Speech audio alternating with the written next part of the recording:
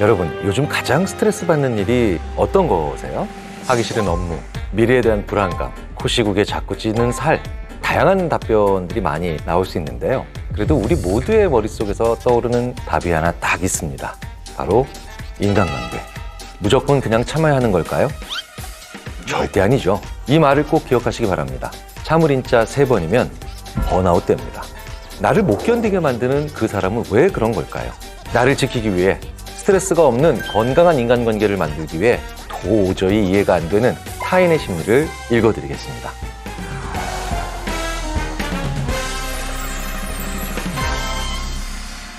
안녕하세요. 타인의 심리 읽어드립니다의 인지심리학자 김경일입니다. 직장인들을 대상으로 일과 사람 중에 퇴사에 더 큰 영향을 미치는 요인들을 조사해 본 결과 무려 70% 이상이 인간관계 스트레스가 더 심하다고 호소합니다. 직장인뿐만 아니죠. 청소년 역시 고민의 1위가 인간관계입니다.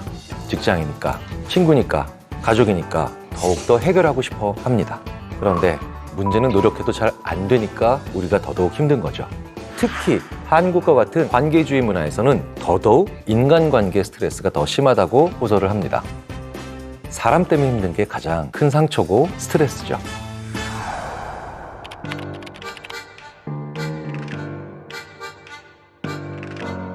여러분은 주변 사람들과 대화하면서 지친다는 느낌 받아본 적 있으신지요? 이렇게 나를 지치게 만드는 분들, 그중 대표적인 특징이 바로 묘하게 대화를 다른 사람의 욕으로 이어가는 분들이에요. 듣다 보면 다른 사람 말을 자꾸 옮기고 더욱 나를 힘들게 하는 건 그 말에 공감을 강요하는 사람들입니다. 처음에는 약간 흥미로울 수도 있고 호기심이 생길 수도 있지만 이런 얘기를 계속 듣다 보면 이런 생각이 들죠. 왜 이 사람은 나를 만날 땐 자꾸 남의 욕만 할까? 다른 곳에 가서 또 내 얘기를 옮기지 않을까? 남욕을 참 많이 하는 사람들의 공통점이 있습니다. 본인이 행복하지 않다는 거예요. 그리고 늘 불안하다는 겁니다. 왜 그럴까요? 이런 사람들 중엔 자기보다 불행한 사람을 찾아야만 그것으로부터 느끼는 약간의 우월감을 통해서 나는 그래도 괜찮다라고 하는 약간 못난 안정감을 가지고 싶은 사람들이 있거든요. 물론 여기에도 여러 가지 유형이 있습니다. 그 중에 가장 안 좋은 유형이 바로 내가 싫어하는 사람을 다수도 똑같이 싫어했으면 좋겠다라는 마음을 강요하는 사람들이죠. 인간 대 인간이 만나서 관계가 틀어질 수 있는 건 얼마든지 가능하죠. 그런데 문제는 내가 이 사람을 싫어하는 건 다수의 눈으로 봤을 때도 그럴 것이다 라는 생각을 강하게 하는 겁니다. 이런 생각을 하는 사람들은 그 다수의 힘을 확보하기 위해서 자꾸 내 옆에 와서 다른 사람 욕을 하게 될 수밖에 없습니다. 결론은 불안하기 때문입니다. 고립되는 것에 대한 불안이 강한 사람들은요, 내가 가지는 이 감정이 다수의 감정이 돼야 된다고 생각한다는 거예요. 그리고 자신이 다수라는 것을 느끼기 위한 상황을 만들기 위해서 몰입하기 시작합니다. 이런 사람들이 제일 좋아하는 말이 너만 그런 게 아니야. 그리고 매번 다른 사람의 말을 옮기는 사람들의 심리 역시 마찬가지라는 겁니다. 메커니즘이 동일하다는 거예요. 오히려 남욕을 하는 사람보다 더 나쁜 사람이 바로 이런 유형의 사람입니다. 나 그 사람 싫어. 이게 아니라 A가 그 사람 되게 싫어하더라 라고 하면서 A에게 자기의 생각을 투영시킨다는 거죠. 그렇게 욕은 하고 싶으면서도 책임을 지고 싶지 않은 비겁한 사람들이 보이는 성향이고 행동이라는 거예요. 그런데요, 이렇게 말을 옮기는 것 정말 주의해야 합니다. 비겁하게 말을 옮기는 순간 사회생활을 많이 해본 능숙하거나 노련한 사람들은 제 마음을 정확하게 파악을 하게 됩니다. 게다가 그렇게 노련한 분은 그 사람을 싫어하는 것뿐만 아니라 그 사람을 싫어하는 것을 들키고 싶어 하지 않아서 다른 사람을 파는구나, 비겁하구나 이렇게 생각까지 할 수 있다는 거예요. 말을 옮기는 것, 내가 못난 사람이라는 걸 더 잘 들키게 만드는 위험한 행동이 됩니다. 그러면 어떻게 해야 될까요? 그냥 싫으면 싫다고 이야기하는 게 낫습니다. 최소한 나를 못나고 비겁한 사람으로 보이게는 하지 않을 테니까요. 남을 욕하고 남의 말을 전하는 사람들은 왜 우리의 정신건강에 해로울까요? 우리가 언제 주로 지칠까요? 책임을 져야 하는 것이 분명한 말과 행동을 할 때 더 많이 지치게 됩니다. 이 일의 결과가 어디까지 퍼지고 어디까지 영향을 미칠까를 고민을 해야 하니까요. 그래서 책임져야 할 말을 하게 되면 그 결과가 어떻게 될지 불안해집니다. 그리고 인간은 불안할 때 목적 없는 에너지를 제일 많이 쓰게 된다는 거죠. 나 안 불안해, 나 불안하지 않은데 하는 분들이 계실 거예요. 하지만 아닙니다. 실제로 지금까지 누군가에 대한 뒷담화를 하고 난 다음에 불안해 본 적 많았어요. 그 기억 때문에 뒷담화를 하면 자동적으로 불안해지는 겁니다. 남의 말을 옮기는 건 역시 마찬가지겠죠. 그래서 뒷담화를 하는 사람이나 들은 사람이나 두 사람 모두 다 불안할 수밖에 없습니다.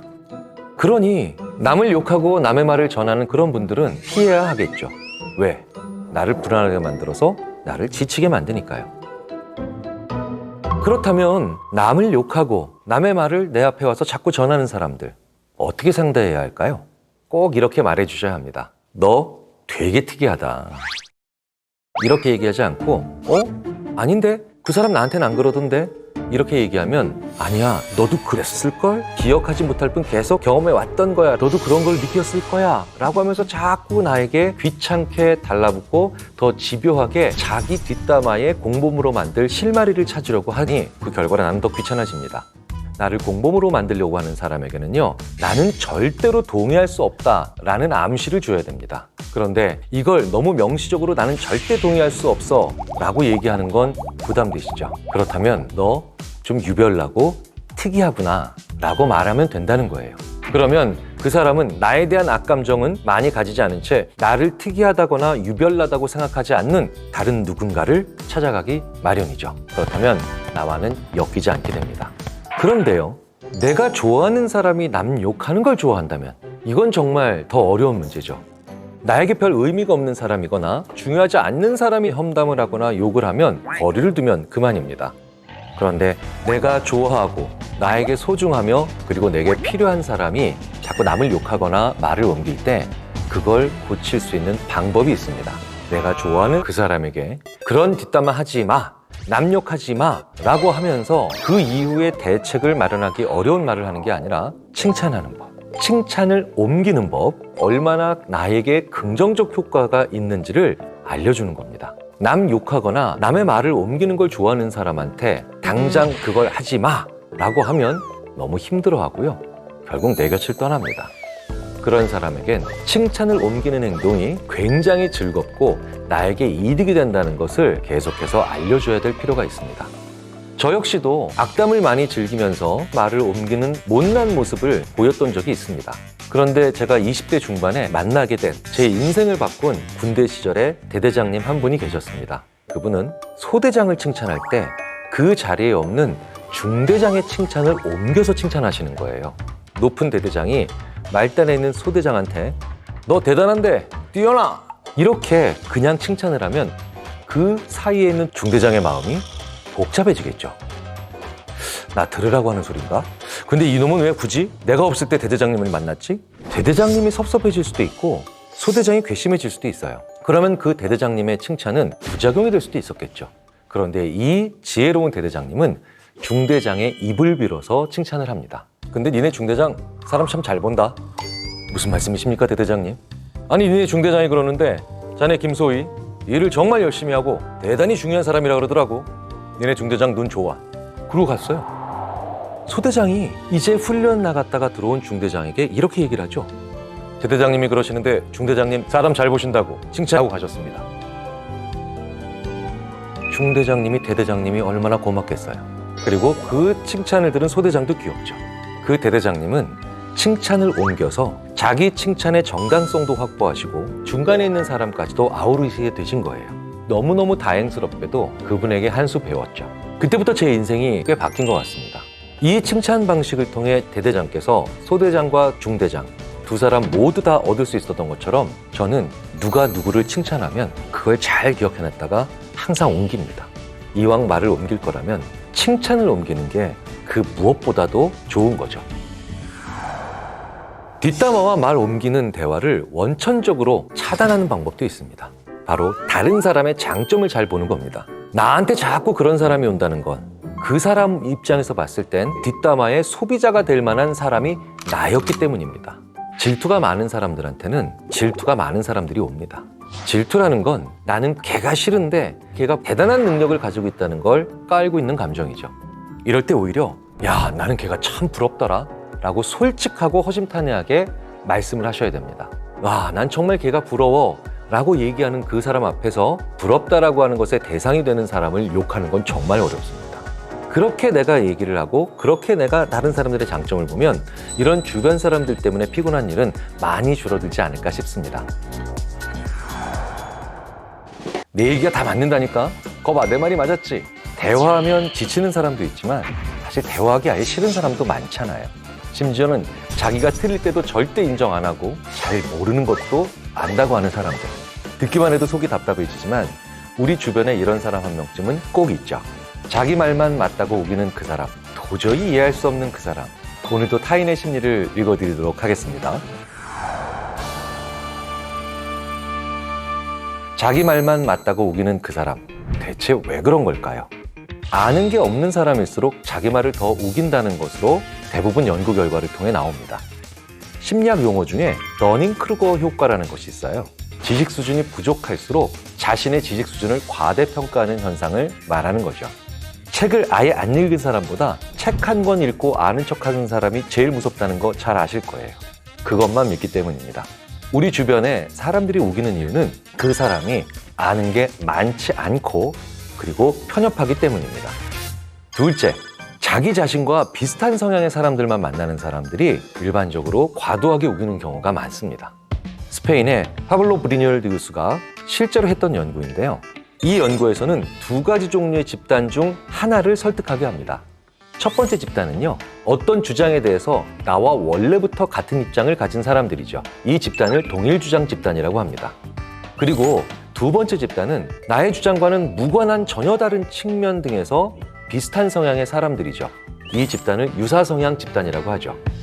이렇게 동일 주장 집단과 유사 성향 집단의 사람들을 모아서 이 두 집단 중 어느 집단을 설득하느냐에 따라서 자기 확신의 증가에 있어서 차이가 만들어진다는 겁니다. 유사 성향 집단을 설득하는 일을 하고 난 뒤에 자기 확신이 훨씬 더 크게 증가합니다. 나의 주장과는 무관한 전혀 다른 측면 등에서 나와 비슷한 사람들이 나와 같은 생각을 가질 거라고 하는 자기 확신을 키워나간다는 겁니다.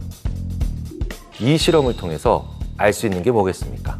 학연, 혈연, 지연과 같이 내가 어떤 주장이나 의견을 갖고 있는 것과 무관하지만 이런 것들을 되게 중시하는 사람들이 자기 생각을 잘 안 바꾼다라고 하는 결론에 도달할 수 있습니다.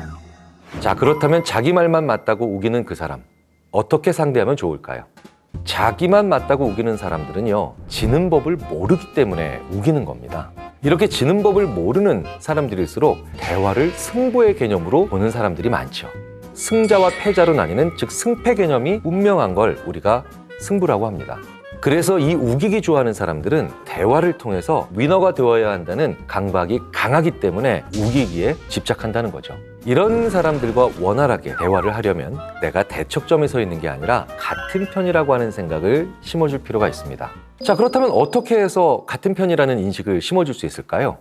나는 당신과 같은 편입니다 라고 이렇게 말을 한다면 이 사람이 왜 나한테 같은 편이라고 하는 말을 이 시점에 굳이 하는 거지? 라고 하는 의심을 만들어내기가 오히려 더 십상이겠죠. 그것보다는 무언의 시그널을 줘야 됩니다. 우리가 자켓이 되게 비슷하네요. 어이구, 우리 같은 시계 찼어요. 이렇게 작은 취향의 같은 점을 어필해 주는 게 더 좋은 시그널이 될 가능성이 크다는 겁니다. 이걸 전문 용어 아닌 전문 용어로 대화의 마사지라고 합니다. 우리는 마사지를 왜 할까요?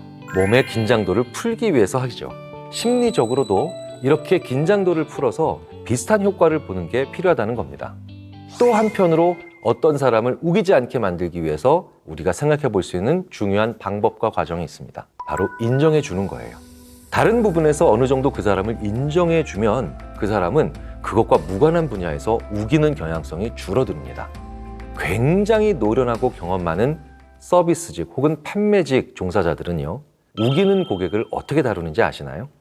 지금 온 분이 액세서리를 고르고 있는데 이 분께 옷이라면 정말 안목이 있으시잖아요 라고 말을 처음에 겁니다.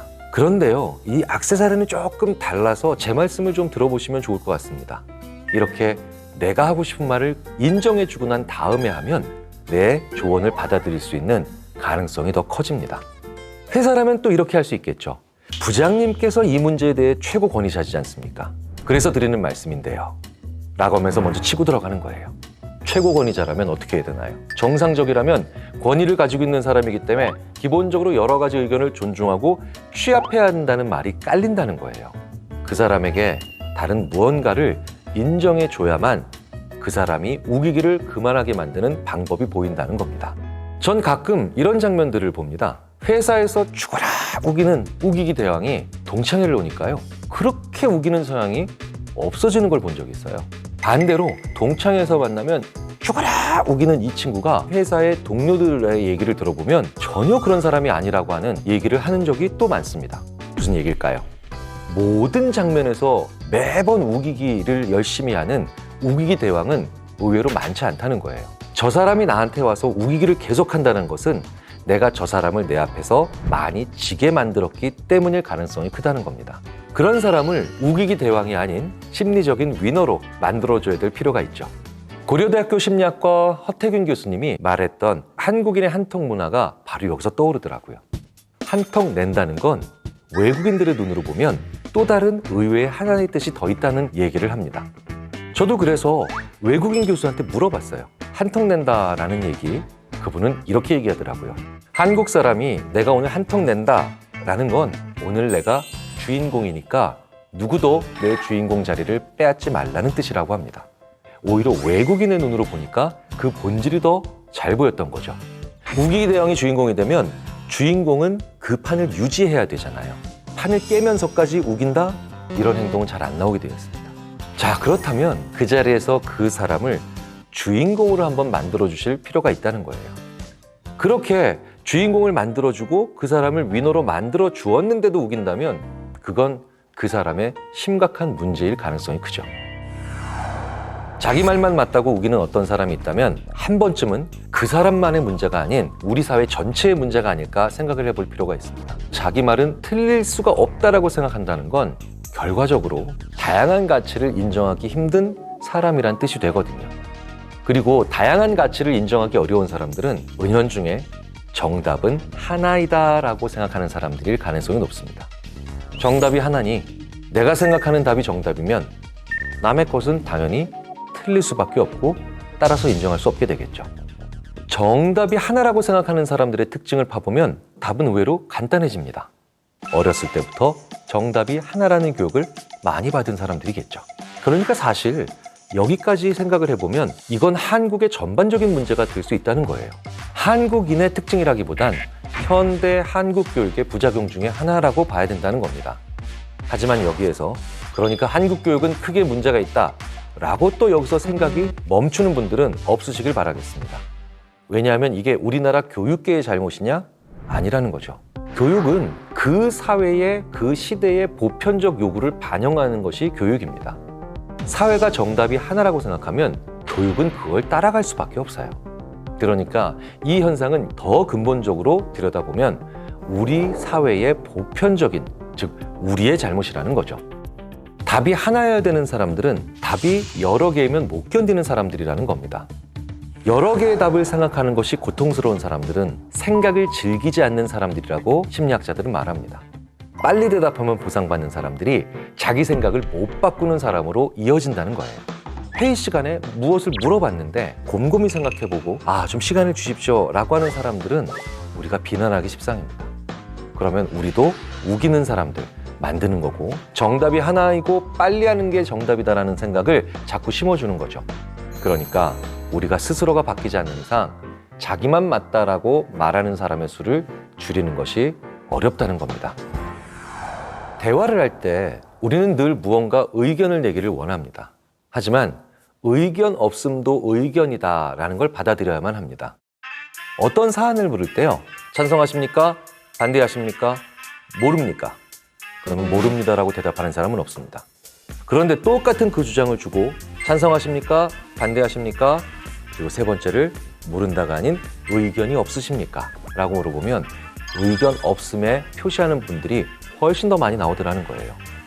사실 우기는 사람 중에는 그 순간 자기의 의견이 없지만 한쪽을 선택해야 할 때 그런 모습을 보이는 경우가 많습니다. 그러니까 먼저 의견이 있는가를 물어봐 주시고 알아보셔야 돼요. 그리고 만약 의견이 없다고 하면 그것도 하나의 의견입니다 라고 인정해 주셔야 돼요. 그리고 의견이 없다면 우기지 않고 자기의 생각을 소신 있게 말할 수 있는 다른 주제의 이야기로 바꾸는 것, 이게 좋은 대화입니다. 항상 찬성이냐 반대라고 하는, 아니면 넌 모르는 거다라고 하는 무례한 대화를 우리가 그 사람들한테 먼저 제공하지 않았는가를 생각해 볼 필요가 있습니다. 우리가 스트레스를 풀기 위해 가장 많이 하는 행동들이 있죠. 바로 수다입니다. 그런데 모든 수다가 다 즐거운 건 아니죠. 얘기를 하면 할수록 묘하게 말이 안 통하는 것 같고, 내 말에 반응은 해주는 것 같은데 전혀 공감은 안 하는 것 같고, 또 어떨 때는 이건 기억할 거야 라고 생각했는데 조금도 기억을 못 하기도 하는, 그러면서 자기 얘기만 주구장창 늘어놓는 사람. 가볍게 대화하면서 스트레스를 푼다라고 시작했지만 결국 어느 순간 나의 기운을 쫙 빠지게 만드는 사람들입니다. 그러면서도 자기 빼놓고 얘기하는 건 정말 싫어합니다. 이런 사람들은 도대체 왜 나랑 얘기하고 있고 내 얘기를 듣지도 않을 거면서 왜 이 대화에는 자꾸 끼려고 하는 걸까요?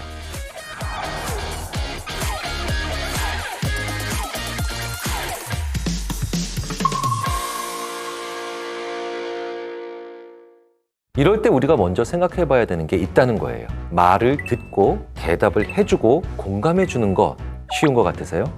절대 아닙니다. 우리 인간이 다른 동물들에 비해서 굉장히 사회적인 것은 맞지만 이렇게 커다란 사회에서 살아나가도록 진화한 것은 아니라는 거예요. 우리 인류의 역사 수십만 년 중에 이렇게 복잡하고 큰 사회에서 살아간 지가 얼마나 됐겠냐는 거예요. 0.1%의 시간도 안 됩니다. 옛날에는 내가 만나는 사람의 출신, 고향, 성장 배경 거의 대부분을 알고 있었죠. 하지만 이렇게 복잡하고 큰 사회에서 어떻게 쉽게 공감을 할 수 있겠습니까? 그런데 공감의 단서가 적음에도 불구하고 나에 대해서 공감한다는 건 그 사람이 나한테 호감이 있다는 걸 뜻합니다. 그렇기 때문에 왜 이 사람은 내 감정에 공감을 못하지? 라고 생각하지 않고 그 어려운 공감을 해주는 사람은 정말 소중하게 여겨야 될 사람이다 라고 생각하셔야 된다는 겁니다. 그리고 좀 더 생각을 해보면 공감을 하는 것을 통해 이 사람이 나에 대한 호감이 있는지 없는지 알 수 있다는 거예요. 만약 진짜 공감을 못하는데 척이라도 한다면요, 그 사람 역시 나에게 어느 정도는 호감이 있기 때문이라는 겁니다. 그런데 같이 이야기한 세월이 길었음에도 불구하고 나에게 공감을 전혀 하지 않는다고요? 그러면 그 사람은 나에 대한 호감은 없는 겁니다. 그렇다고 해도 그 사람을 미워하실 필요는 없습니다. 늘 모든 사람이 날 좋아해 줄 수는 없어요. 그냥 나와의 깊은 인연이 아니라고 생각하시면 되고요. 적당한 거리를 두고 지내면 된다는 거예요. 그럼에도 불구하고 하나의 예외적인 부류가 있죠. 적당히 거리를 두는 정도가 아니라 아예 멀리해야 되는 사람들을 뜻합니다. 누구에게도 공감을 못하고 조금도 공감하고 싶지 않은 사람, 대표적인 부류가 바로 소시오패스죠. 소시오패스에게서 이런 성향을 우리가 쉽게 발견할 수 있는 건 그 사람들이 시간을 아까워하기 때문이에요. 소시오패스는 자기 외의 사람들에게 시간을 쓰는 걸 극단적으로 싫어합니다. 시간이 아깝기 때문에 공감도 하기 싫고 무언가 공유하기도 싫고 그 사람을 위한 배려의 대화도 하기 싫은 거예요. 공감하지 못하는 가장 큰 게 뭘까요? 상대방에게 질문하고 대답할 시간을 안 주는 겁니다. 그걸 듣는 시간도 아깝거든요. 그리고 자기 얘기만 하는 거죠. 그 이유가 바로 뭐냐? 소시오패스는 늘 자기 위주로 자기 자신만 제일 힘든 사람이라고 생각하기 때문입니다. 그런데 왜 대화에는 꼭 참여하는 걸까요? 자신이 남들과는 다르다는 걸 숨기기 위해서입니다. 그리고 바로 이 점이 사이코패스와 소시오패스의 중요한 차이죠. 사이코패스는 선천적인 이유로 사회생활을 못합니다. 상당히 티가 나고 충동적이고 즉흥적이어서 정상적인 사람들과 전혀 다른 길을 가는 사이코패스와 달리 소시오패스는 상당 부분 가정 환경이나 사회적 환경에 의해서 조형되죠. 정상적인 기질을 가지고 태어나지만 성장기에 어떤 부적응적인 측면들로 인해서 성격 장애를 가지게 됩니다. 그래서 소시오패스가 더 무서운 겁니다. 공감하지 않으면서도 우리 사이의 대화에 잘 숨기 때문이죠.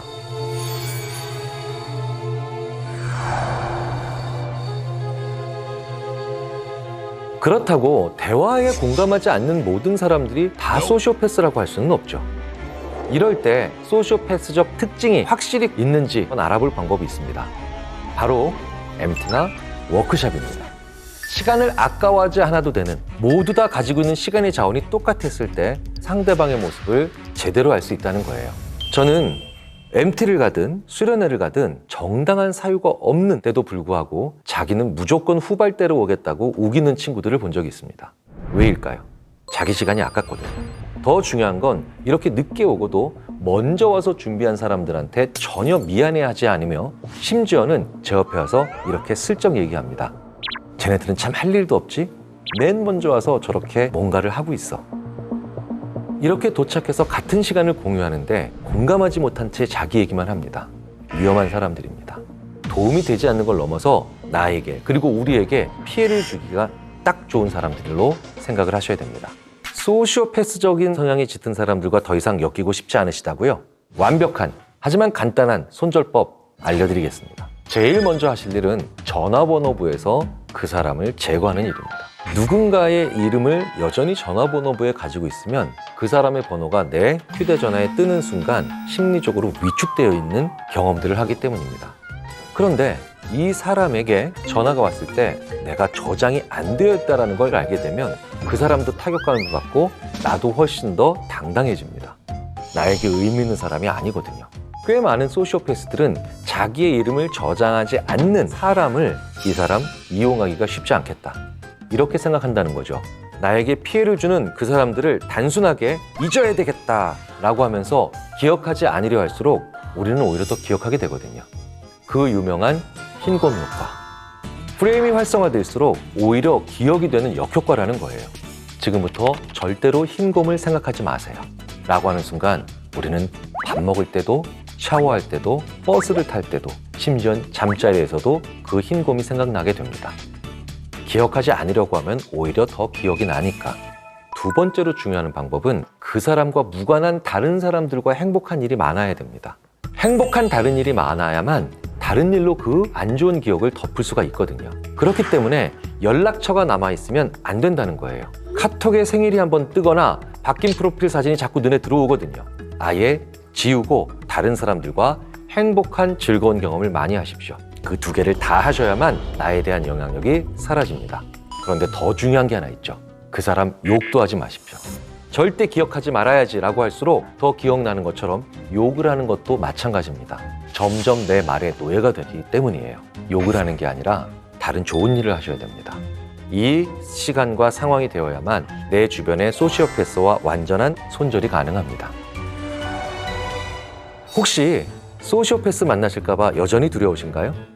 소시오패스는 100명 중 4명 걸로 존재한다고 합니다. 살아가면서 만날 수밖에는 없습니다. 하지만 너무 걱정하실 필요가 없습니다.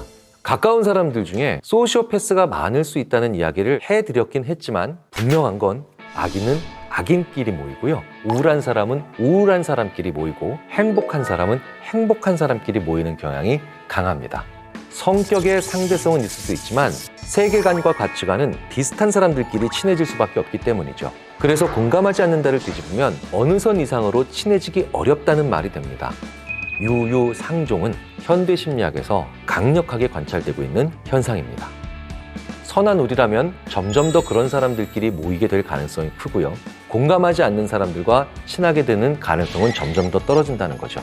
내가 행복한 사람이고 착한 사람이 되면서 내 주변에 이렇게 괜찮은 사람들이 더 모일 수 있게 만들어주면 그들이 내게 다가올 가능성을 줄일 수 있게 되는 거니까요. 여러분 혹시 이런 친구 있으세요? 새로운 식당이 괜찮네? 같이 가자. 그 영화 재밌다던데 같이 보러 가자. 여기까지는 괜찮죠. 그런데 문제는 그 이후예요. 너 그 영화 나랑 보기로 했잖아. 누구랑 본 거야? 너 다른 사람이랑 주말에 어디 갔다더라? 좋았어? 왜 나랑은 안 가? 100번 양보해서 사귀는 사이라면 이해할 수도 있죠. 그런데 그저 친구일 뿐인데 이렇게 나온다면요. 나에게 집착하고 나의 시간을 모두 소유하고 싶어하는 그 친구. 도대체 왜 그럴까? 지금부터 그 알 수 없는 타인의 심리를 읽어드리겠습니다.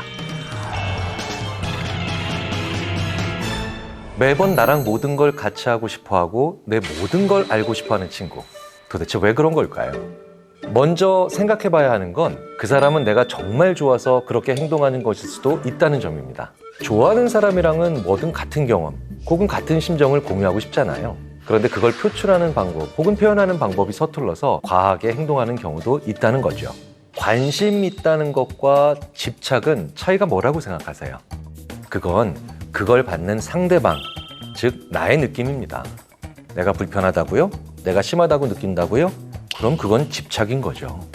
나에 대한 관심의 시그널은 상대방이 보내지만 결론은 그걸 받는 내 입장에서 내려진다는 거예요. 자, 그런데요. 아주 위험한 건 좋아한다는 말을 방패로 자기 필요에 의해서 이런 행동을 하는 사람도 있다는 겁니다. 사실 한 친구하고만 친하게 지내고 싶고 독차지하고 싶어하는 이런 친구들이 초등학교, 중학교, 고등학교 다닐 때 꽤 있죠. 그때는 서로의 시간을 같이 공유할 요소들이나 상황이 정말 많으니까 그게 가능했고 그리고 어느 정도 용인될 수 있었던 거죠. 그런데 이제 훨씬 더 다양한 사람들을 만나야 되는 대학에 들어와서도 혹은 사회에 나가서도 그런 친구들이 있다는 겁니다. 그런 사람들은 감정적으로 친구를 사귄다라고 하는 그 범위가 굉장히 좁은 겁니다. 그러니까 나랑 다른 지역, 다른 동네, 다른 학교를 다니는 사람들하고는 내가 친구가 될 수 없다라고 생각하는 경향이 강하고요. 새로운 친구를 사귀기가 굉장히 어려울 거다라고 하는 가정을 기본적으로 하고 있는 거죠. 그래서 이런 사람들은 자라면서 해야 할 사회화가 조금 덜 됐다라고 볼 수가 있습니다. 사회에 나와서 만나는 경우에는 더 심하겠죠. 나는 친해지기 힘든 사람인데 나랑 마음이 맞고 친해질 존재를 찾잖아요. 그러니 그 사람에게 얼마나 더 큰 의미를 부여하겠습니까? 그런데 그런 사람들이 느끼기에 나의 친구가 다른 애랑 친해진다는 거는 나에게 주는 관심과 애정이 줄어드는 건데 우리의 관계가 손해를 본다고 생각한다는 거예요. 그리고 그 친구의 세상은 굉장히 작고 그래서 내가 그 친구 없이 큰 세상으로 간다면 회방 놓고 싶은 거죠. 그래서 이런 사람들은 그걸 합리화해서 사용하는 말이 있습니다. 나는 너를 너무 좋아해. 그런 친구가 우리 옆에 있을 때 우리는 보통 내가 좋아서 나에게 집착한다고 생각하잖아요. 그런데 어떤 경우에는 그게 정말 큰 착각일 수도 있다는 겁니다. 그 친구에게는 내가 like가 아니라 want의 대상일 뿐이라는 거예요. 순수하게 좋아하는 게 아니라 내가 없는 순간을 너무너무 불편해하고 그저 벗어나고 싶다는 거죠. 내가 없을 때 많이 불편한 거와 나와 있으면 좋은 거랑은 상당히 서로 구분이 되는 감정입니다. 남녀 관계 역시 마찬가지죠. 만약에 남녀 사이에서 정말 나 없으면 못 산다고 난리를 쳤던 그런 사람들은 나와 다시는 관계가 회복이 안 될 거다라고 판단이 되게 되면 재빨리 다른 사람한테 가는 경우가 있습니다. 결국은 또 그런 존재를 찾는다는 거예요. 이런 경우는 그저 원트했지 라이크한 것은 아니다라고 심리학자들이 표현합니다. 당신에게 집착하는 그 친구 역시 마찬가지일 수 있다는 겁니다. 그냥 나를 좋아하는 친구인데 그게 그렇게까지 심각한 문제일까 싶기도 하실 거예요. 하지만 심각한 수준으로 누군가에게 집착하는 사람은 당신에게 근본적으로 피해를 줄 수밖에 없습니다. 눈에 보이는 1차적인 피해는요, 내가 다른 사람을 만나는 걸 힘들게 한다는 거예요. 하지만 그게 끝이 아니라는 겁니다. 더 큰 문제가 있어요. 나로 하여금 새로운 도전이나 변화를 추구하지 못하게 만드는 암시적인 말을 반복해서 한다는 겁니다. 차라리 다른 친구 만나지 마 라고 솔직히 얘기하면 쉽게 알아차릴 수 있죠. 하지만 교묘하게 진화한 방법을 사용할 수 있다는 겁니다. 내가 약간의 용기를 내서 무언가 새로운 일을 해보고 싶어 할 때 그걸 하지 않아도 되는 혹은 하지 않아야 되는 수십 가지의 이유를 나에게 심지어 친절하고도 자세히 얘기해 준다는 말이죠. 내가 새로운 걸 하고 새로운 세상을 알아가면서 새로운 사람을 만날수록 그 친구가 필요 없는 시간을 보낼 확률이 커지지 않습니까? 그렇다면 집착하는 그 사람, 자연스럽게 피할 수 있는 방법에는 뭐가 있을까요? 집착하는 사람이 나와 친하거나 나에게 필요한 사람이라면 사실 이러한 문제를 순식간에 해결하는 건 거의 불가능하다고 봐야죠. 우리가 심리학을 공부하는 이유 중 하나가 이런 사람들을 끊어내는 단기적인 기술이 아니라 이런 사람들과 거리를 둘 수 있는 지혜를 배우기 위한 것 아닐까요? 이런 사람들과 거리를 두는 가장 좋은 방법 중 하나는 시간, 돈, 사람, 이 셋 중에 하나를 확실하게 공유하지 않는 겁니다. 예를 들자면 내 친구가 돈이 나보다 좀 더 많습니다. 그러면서 그 친구가 나한테 집착을 해요. 그럴 때 내가 그 친구로부터 빠져나가지 못하는 이유 중 하나는 나에게 금전적으로 도움되는 일을 잘 해주기 때문입니다. 그러니까 시간, 돈, 사람, 전혀 공유하지 않는 것 하나가 있다면 참견할 방법이 없어진다는 거예요. 그 친구가 전혀 모르고 아예 상관없는 새로운 분야를 공부하는 것도 그래서 좋은 방법입니다. 사실 매번 모든 걸 알고 싶어하고 같이 하고 싶어하는 그 친구는 너와 내가 똑같다고 생각을 하는 경우가 많습니다. 그래서 그 사람한테 모든 죄를 덮어 씌우기 전에 나를 한번 돌아보실 필요가 있습니다. 그 친구한테는 없는 차별적 무언가가 나에게 있는지 없는지 말이죠. 사실 이런 집착의 대부분은요, 가족이 그러는 경우가 더 많습니다. 가장 오랜 시간을 함께 보내고 가장 많은 걸 서로 공유하기 때문에 집착하기 좋은 게 또 가족 관계죠. 그리고 가족이라면 더 위험하고 우려가 되는 게요, 애정이라고 하는 가족 간의 사랑으로 둔갑을 하기 때문에 나를 지치고 힘들게 하게 되는 거겠죠. 물론 가족 관계는 더 철저하게 애정이 기본이 되는 건 맞겠죠. 보통 가족 중 부모가 자식에게 집착하는 경우가 많은 걸로 우리는 알고 있습니다. 그리고 상당 부분 사실이죠. 그건 부모님이 나를 키우면서 애정을 줬기 때문입니다. 태어날 때부터 나를 보호했던 분이죠. 그런데 우리가 어떤 사람을 보호한다는 건요, 그것에 따르는 모든 손해를 감수해야 한다는 것을 의미합니다. 즉, 그 과정에서 포기한 것이 많기 때문에 결과적으로 집착하게 된다는 거예요. 처음에는 섭섭함으로 시작을 하지만 그게 쌓여서 결과적으로 집착이 된다는 겁니다. 자, 그렇다면 어떤 분들은 이렇게 생각하실 수도 있습니다. 그거는 부모님이 가지시는 보상심리 아닌가요? 글쎄요. 부모님의 감정을 이렇게 보상심리라고 단순하게 말하면 안 될 겁니다. 보상은 거래를 했다는 걸 의미합니다. 다른 걸 대체했을 때 가능하다는 거예요. 자식이 대체가 될까요? 안 되잖아요. 그렇기 때문에 부모님이 자식에게 집착한다는 건 그것 자체를 못난 감정으로 생각을 한다는 건 정말 해서는 안 될 생각이긴 분명합니다. 자, 그렇다고 해서 부모님이 나한테 집착을 한다는 걸 그대로 놔둘 수는 없죠. 그렇다면 어떻게 해야 할까요? 이럴 때는 부모님이 자기 자신의 자아를 존중하게 만들어줄 수 있는 무언가를 만들어주셔야 해요. 그게 엄마의 공부일 수도 있고 아빠의 취미나 문화 레저일 수도 있습니다. 그렇다고 여기서 너무 급한 마음에 엄마 혹은 아빠, 이제 다양한 사람을 좀 만나요 라고 하는 건 너무 먼 이야기죠. 그리고 이건 사실 부모님께 상처가 되는 얘기가 될 수도 있습니다. 부모님이 아주 이상한 분이 아니라면 좋아하는 무언가가 있을 거예요. 나를 키우기 위해 포기할 수밖에 없었던 것들이 있다는 거죠. 그래서 부모님과 많은 얘기를 하면서 나를 낳기 전의 이야기를 꼭 나눠보셔야 합니다. 그 과정에서 나를 낳아서 키워주시면서 좋아하시는 것 중에 무엇을 포기하셨는지를 한번 같이 알아내실 필요가 있어요. 그리고 그걸 같이 시작해 주시면 된다는 거예요. 그 활동을 같이 하는 순간까지는 내가 곁에 있어 드려야 합니다. 그리고 난 다음에 서서히 빠지는 거죠. 서서히 빠져드는 시점을 너무 급하게 생각하면서 이제 새로운 걸 배우세요, 새로운 사람을 만나세요 라고 한다는 건 마치 밥을 제대로 짓기 위해서 뜸을 들여야 하는데 그 뜸을 너무 빨리 뚜껑을 여는 것과 마찬가지의 실수를 저지르는 게 됩니다. 최종적으로 도달해야 될 지점은 나에 대한 집착을 버리시고 다양한 사람들을 만나면서 그들과 또 다른 사회생활을 하셔야 되는데 그 먼 목표까지의 징검다리들은 촘촘하게 존재한다는 거예요. 그러면 한번 고민을 해보시라는 겁니다. 그 징검다리들 중에 몇 개까지 내가 같이 함께 부모님의 손을 잡고 갈 것인지를요. 가족은 굉장히 가까운 사이이지만 그렇기 때문에 우리가 많은 고민을 안 하게 하는 그런 실수를 범할 수도 있는 사람들이기도 합니다.